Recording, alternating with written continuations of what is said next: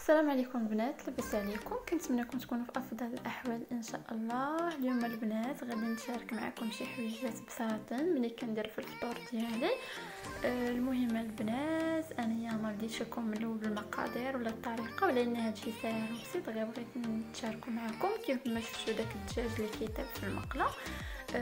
فانا غير العدن قطعته، درت معاه شويه الملح، شويه الزيت، شويه الثومه، خليته كيتشحر شي شويه في هذاك الزيت، ومن بعد من طاب حيدته حطيته. المهم البنات بالنسبه لهذاك الدجاج غادي نستعملو ان شاء الله في البيتزا ديالي وكذلك في حاجه اخرى. المهم البنات هنايا انا كنصايب العصير اللي كنصايب ديما واللي هو عزيز عليا بزاف بزاف بزاف، وهو العصير ديال الليمون مع خيزو.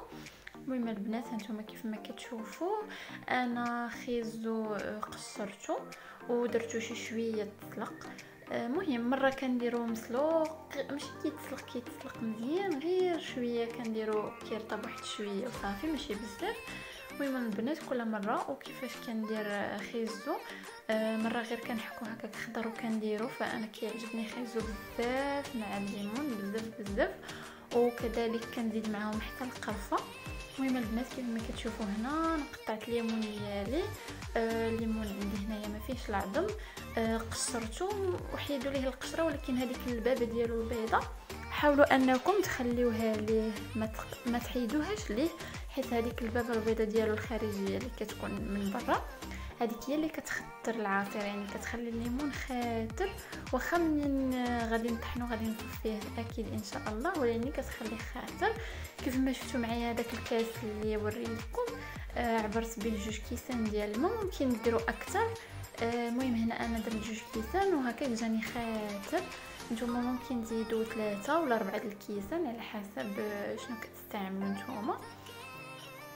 كيف ما قلت لكم البنات دابا غادي نطحنو وغادي نصفيه باش ان شاء الله غادي نولي نطحن خيزو كذلك ونزيدو عليه. بالنسبه هنا الليمون البنات غادي نصفيه، واخا كيف ما قلت لكم تخليو ليه ديك البابه ديالو اللي على برا، حيت هي اللي كتخليه خاطر، ولكن ضروري نصفيوه من هذوك الجلود اولا القشور ديالو اللي كيكونوا فيه الداخل، يعني هذا الشيء مناش كنصفيه صافي البنات. وبالنسبه للخيزو غادي ندير نص كاس ديال الماء، وما غندير لا سنيده لا والو حيت زدت سنيده. وبالنسبه للسنيده على حسب الذوق، انا درت هنايا نص كاس ديال الماء ما كاملش، والقرفه هي هذه غادي ندير شويه وصافي ماشي بزاف، غير راس ديال المعلقه، غير تعطينا النكهه ديالها وصافي، حيت كتجي زوينه انا كتعجبني، ولكم الاختيار نتوما في هذاك الشيء ديالكم. وصافي وزدت عليه هاد شويه غير نص حامضه. بالنسبه للحامضه البنات ممكن ديروا سوا معاهم، كيجي زوين بزاف زوين، كيعطي المذاق رائع بزاف وغزير. المهم البنات صافي زدت هذاك خيزو على الليمون ديالي، وهاد العصير معروف اي وحده كتعرفوا، غير كيف ما قلت لكم انا غادي نشارك معكم شي حاجه من الفطور اللي كان صايب. صافي دابا يعني كيجي خاطر، لا بغيتو تزيدوا فيه الماء نتوما زيدوه فيه، انايا ما غاديش نزيد فيه الماء، هكا بغيتو خاطر كيجي زوين.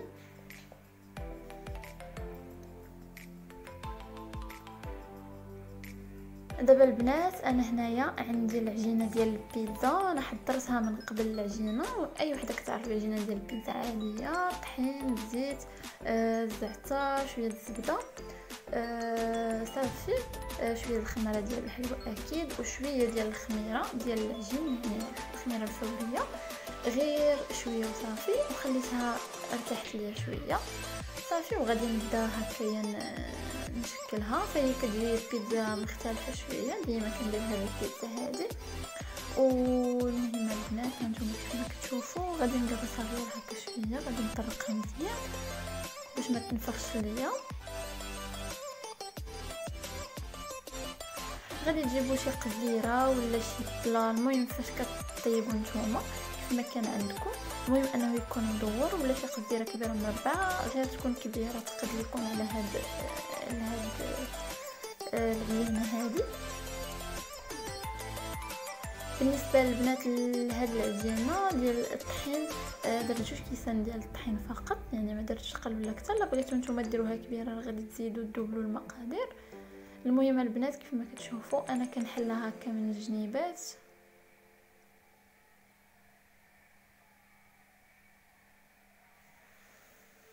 غادي نقطعها من الجنيبات. هانتوما تشوفوا معايا البنات الطريقه كيفاش دايره.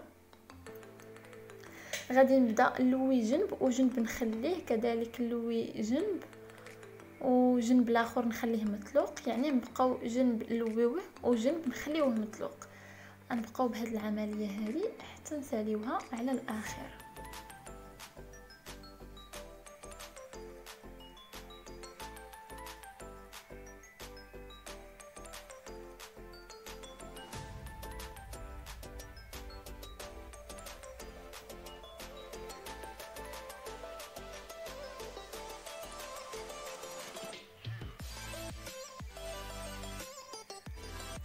من بعد البنات هذاك الجنب اللي خليناه مطلوق كذلك عاوتاني غادي نقسموه على جوج بهذه الطريقه هذه. غادي نقسموه على جوج، غادي ندورو عليهم كاملين نقسموهم على جوج. هذاك الطرف شي واحد كنهزو واحد كنخليه، ولكن هذاك اللي كنخليه غادي نقسمو على جوج باش نشكلوا بيتزا على شكل ورده. كتجي زوينه بزاف، حتى المنظر ديالها كيجي زوين. المهم تختلف شويه على البيتزا اللي كنديروا ديما مدوره ولا مربعه. صافي البنات، وغتبقاو تخلفوا الجوانب بحال هكا كيف ما كتشوفوا في الطريقه، يعني صافي بحال هكذا. هذاك الجوانب اللي حلينا واحد كنرجعوه مخالف مع الاخر بحال هذا الشكل هكا كتجي. صافي البنات، هنا انا عندي لاصوص ديال البيتزا اللي غادي نديرو لها. بعدا غادي نضغط على نبدا هكايا نسك فيها بالفرشيطه باش ما تنفخش لينا.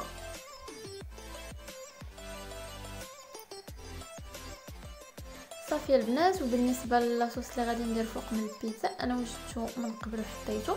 كندير نص خيزويه، يعني خيزويه عاديه ما طيبه ما والو، كنديروا النص ديالها كنحكوها شويه، كنديروا معاها جوج ريوس ديال الثومه، وكنديروا معاها نص بصله وصوص طوماط هكايا.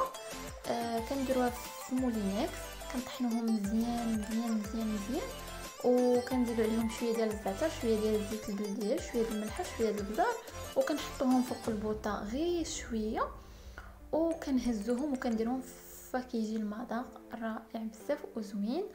المهم البنات عندي انا هنايا البصله، وعندي هنايا الفرماج يعني الموتزاريلا. انا كندير الفرماج هنا باش كتجيني من الداخل كتجبد، يعني كنديروا لها من التحت ومن الفوق.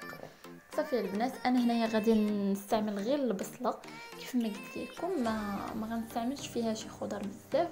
الا جيتو تشوفوا انا كنستعمل غير البصله والدجاج ولا اللحم هكا ولا شي حاجه. هنا عندي هذاك الدجاج اللي طيبت في الاول اللي شفت في اول فيديو في المقله كيطيب، هو هذا اللي غادي ندير عليها.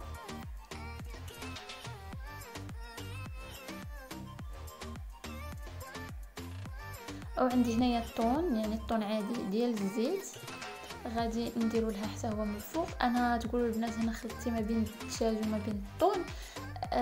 انا كنخلط ديما الدجاج والطون علاش حيت كيعجبني بزاف وكيعطي المذاق زوين غزال غزال.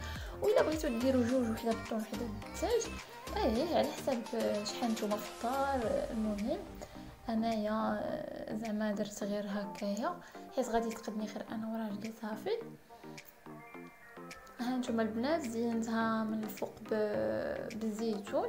دابا غادي ناخذ غير صفر البيض، ماشي البيض غادي تحيدوه يعني، وغادي تاخذوا غير الصفر ديال البيض باش تحمر لينا من الفوق وتجي عاطيه اللون ذهبي وكيجي حتى المنظر زوين.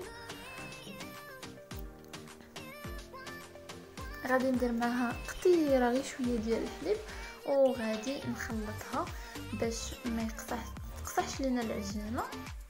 المهم البنات غادي ندهنها هكايا غير هذوك الجوانب ديالها اللي غادي ندهن ليها بالصفر البيض.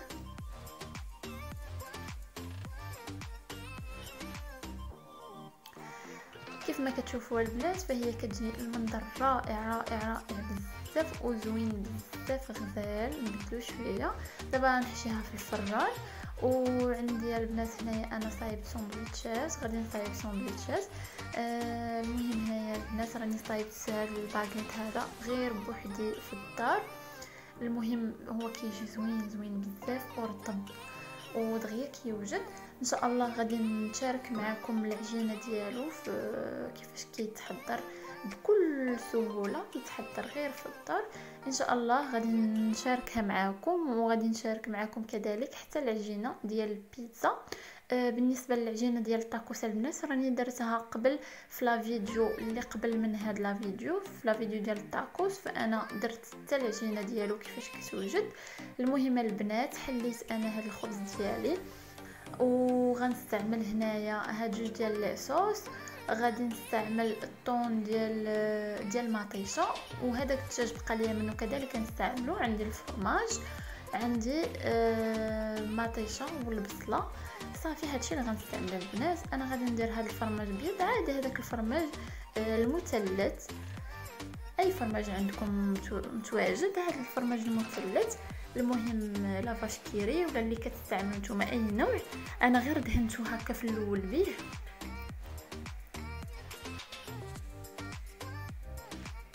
صافي البنات غير غادي تدهنوه بالفرماج في الاول.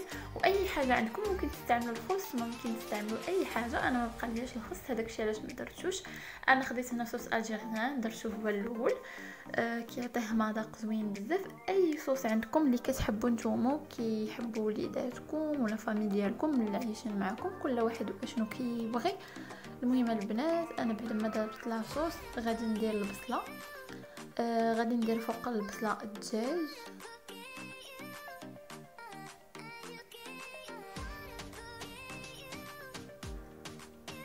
غادي ندير مطيشه. يعني هاد الساندويتش البنات كيجي لذيذ لذيذ لذيذ بزاف وكيتحضر بكل سهوله. انا هنايا عندي الطون ديال المطيشه كذلك. غادي ندير منه حتى هو من الفوق.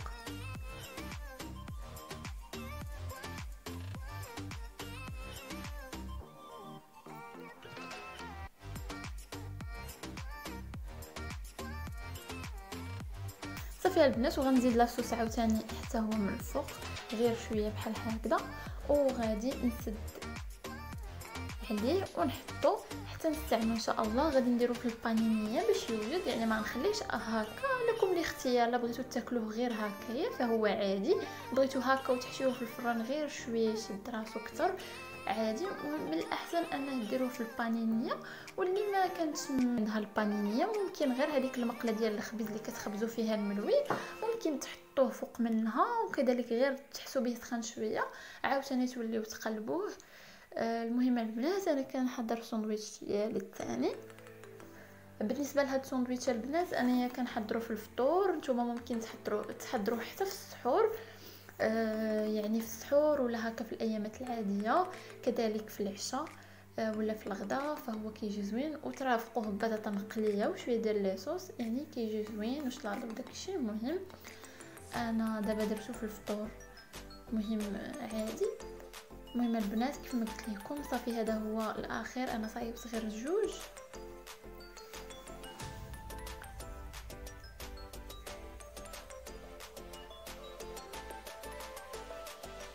صافي البنات دابا كيف ما قلت لكم غادي نسد عليه وغادي نديرهم في الاله ديال البانينيه بعد ما يتحضروا، وغادي نوريكم الشكل النهائي ديالو هو البيتزا.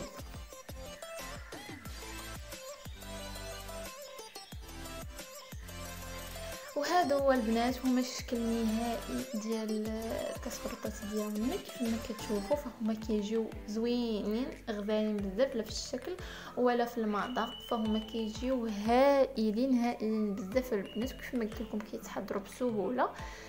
بالنسبه للبيتزا ديالي بعد ما طابت درت فوق منها الفرomage، فكتجي زوينه وكتجي هشيشه ولذيذه لذيذه بزاف بزاف البنات. كيف ما كتشوفوا انا نضغط عليها بالصبع ديالي باش تشوفوا كيفاش، يعني كما كيقولوا فشفشه كتفشفش، فهي كتجي رائعه البنات. كنتمنى الوصفه ديال اليوم انهم يعجبوكم. يعني بسيطين وفي نفس الوقت زوينين. تهلاو في راسكم ونتلاقاو في الفيديو الجاي ان شاء الله.